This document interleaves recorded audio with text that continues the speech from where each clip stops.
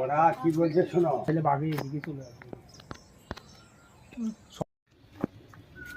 এরকম ঘরে মাপতেছে মানে অ্যাকচুয়ালি আমাদের সরকারি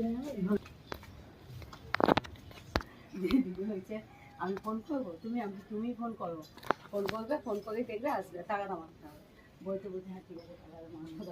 যেমনি টাকাটা মারে সংস্থা কদিন পরে এসে ই করে দিচ্ছে।